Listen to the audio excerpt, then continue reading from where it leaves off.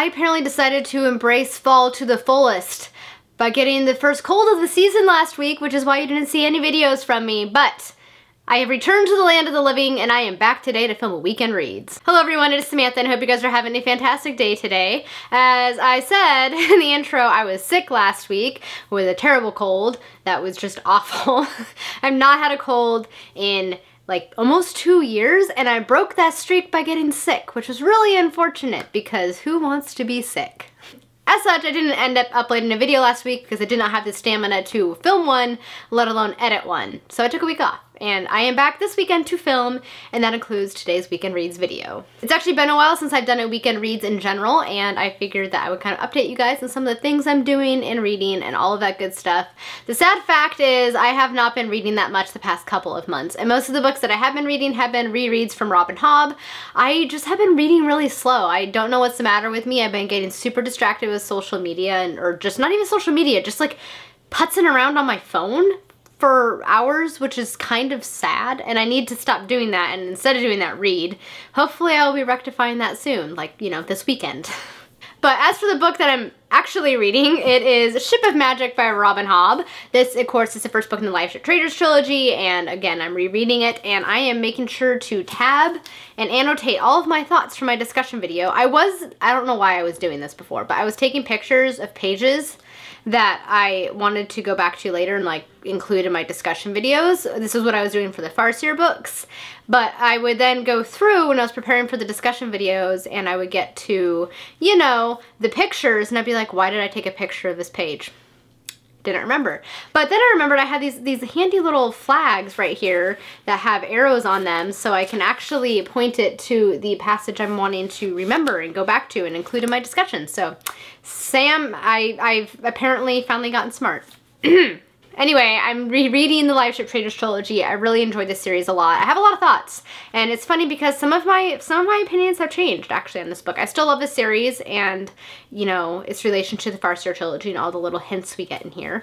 But some of the things in this book I've kind of changed my mind on. So filming the discussion video for this book will be very interesting indeed. So I'm hoping to finish this one this weekend. I think I have about roughly 280 something pages left, so let's see if I can actually stick to finishing it. Hopefully. Fingers crossed, because I haven't finished one book at all this month. So after I finish that one, I'm going to take a short break from reading Robin Hobb books. I may try and pick up the second book before the end of the month, but I do want to read, you know, other books. So the two books that I chose to at least try and get through this month are shorter, so I think they're manageable. The first one is The Tethered Amazed by Melissa Caruso. I was actually sent this book by Orbit months ago and I never picked it up, but I decided I would do so. I actually had an Instagram poll between this one and another book, and you guys all voted for this one.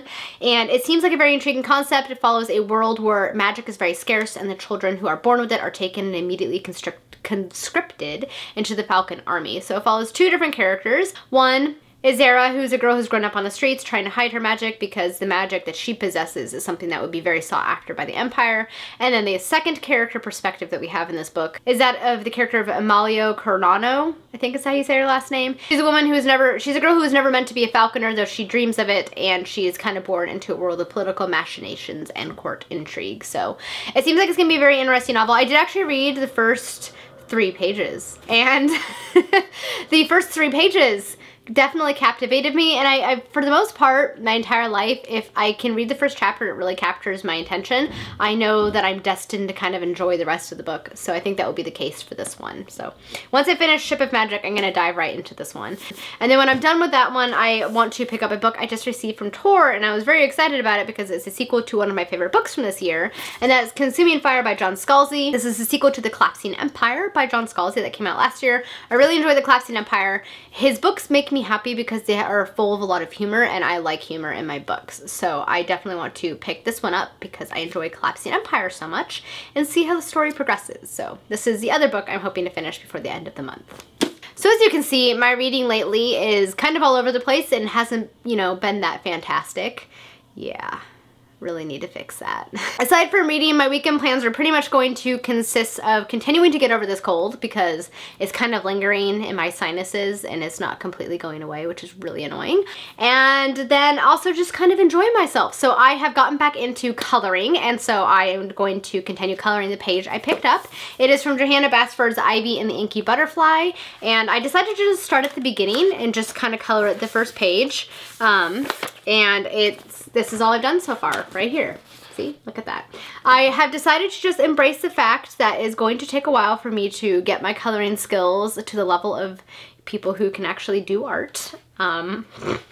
And just try and enjoy the act of coloring itself, because I do enjoy it. I just get frustrated because it never looks how I want it to look in my head. It doesn't look as like clean and professional and artsy as I want it to, but you know, that's why you practice. So I just need to stick with it. So yeah, I'm gonna try and finish this page up, or at least do a good chunk of it this weekend. I've been enjoying doing that while we watch TV in the evenings. And then the other thing I'm going to be doing this weekend is also very crafty, and it's actually this craft kit that my mom found, and it's called Diamond Dots, and it will eventually make this picture right here. So it's a Christmas picture, so it's perfect. And it's basically these little beads, and you press them into, it's basically like paint by number with beads. And then when you're done, it basically makes this picture that you can frame and hang on your wall.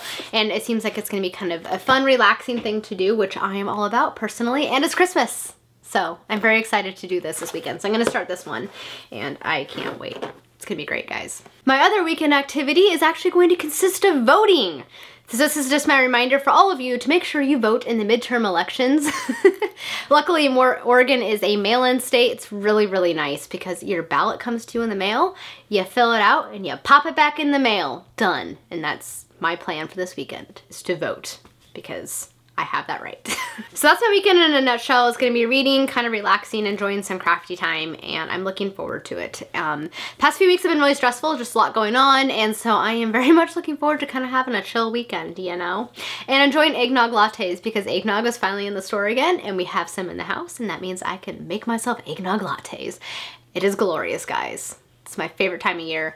The other thing I'm hoping for is next week, the weather is finally supposed to stop being sunny and warm. For some reason, Oregon has been stuck in this cycle of like mid 70-degree weather and sun, which is great for some people, but then there's people like me who like these stormy, rainy weather and have missed it, but it's supposed to come back next week, thank God. It's also harder than hell to dress this time of year because you're freezing in the morning because it's, you know, 40 degrees, and then by the afternoon it's 75 and you're hot. So it's like, I want to wear my wool coat because I'm cold in the morning, but then I don't want to cart it around in the afternoon, and it's just, the struggle is real, and I am ready for it to be over. But they're saying we're supposed to get rain again next week, which will be good because we're kind of behind in our rain totals for the year, and droughts aren't fun. All right, guys, that is it for my weekend reads for this weekend. It was kind of rambly. I'm tired and I've had caffeine, so forgive me. So yes, if there's anything you'd like to throw down in the comments, please feel free to do so, and we can talk down there. Thank you guys so much for watching. I hope you all have a wonderful day. Until next time, happy reading. Bye!